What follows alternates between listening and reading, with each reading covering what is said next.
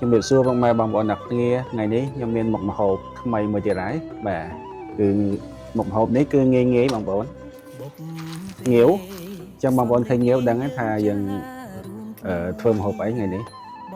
បាទអញ្ចឹងជាទូទៅបងប្អូនខ្មែរយើងយំចូលចិត្តតែឃើញតែមានងាវគឺអាចទៅស្រស់ឬក៏យកទៅធ្វើជាឆាតែបច្ឆាក៏អត់ម្លងទេងាវឆាអំពិលទុំទៅប្រមុនងាវឆាអំពិលទុំទាំងអស់គ្នាណាបងប្អូនគឺមានងាវបាទអញ្ចឹងមានអំពិលទុំបាទអំពិលទុំ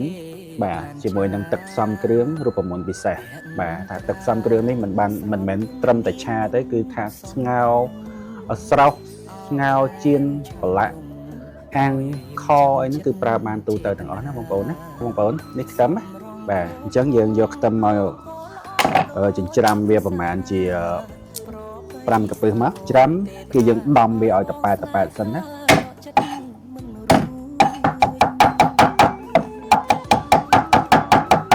យើងចិញ្ច្រាំខ្ទឹមឲ្យល្អ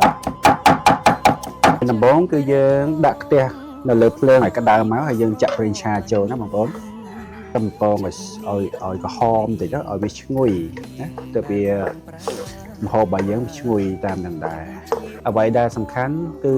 គ្រឿងទេសរបស់យើងគឺអត់មានអីច្រើនទេបងប្អូនមានតែមួយមុខនេះគឺអាចធ្វើម្ហូបបានគ្រប់មុខណាបងប្អូនមិនថាឆាមិនថាស្លមិនថាស៊ុបមិនថាខមិនថាចៀនគឺប្រើបានទូទៅទាំងអស់អញ្ចឹងឥឡូវនេះគឺ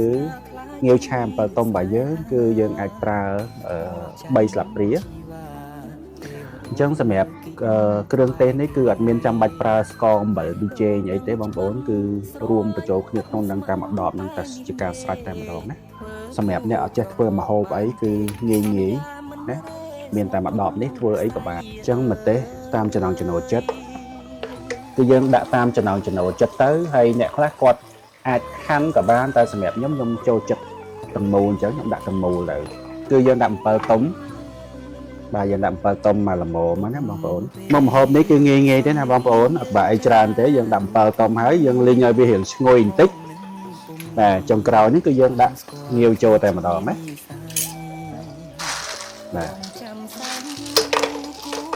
បាទអញ្ចឹងបន្ទាប់ពីយើងឆាហើយវារៀងគោកពេកយើងអាចថែមទឹកបានណាបងប្អូនបាទជាទូទៅបងប្អូនសម្រាប់ងាវឆាអំពិលទុំនេះគឺគេដាក់ម្រះព្រៅប៉ុន្តែដោយឡែកថ្ងៃនេះខ្ញុំអត់មានម្រះព្រៅទេហើយណាមួយខ្ញុំអត់សូវចូលចិត្តម្រះព្រៅដែរអញ្ចឹងខ្ញុំមិនដាក់ទេ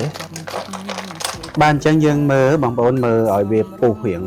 ងាវរៀងឆ្អិនតិចរៀងហាបន្តិចទៅគឺយើងចាប់ផ្ដើមភ្លុកបាទតោះភ្លុកទាំងអស់គ្នាណាបងប្អូនឈ្ងុយមែនតើ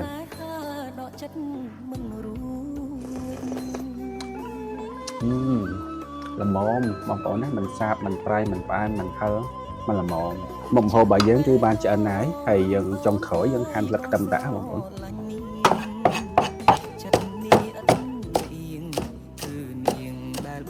បាទអញ្ចឹងមុខម្ហូបរបស់យើងរួចរាល់ហើយយើងដាក់ស្លឹកខ្ទឹមមករួចរាល់ជាការស្រេច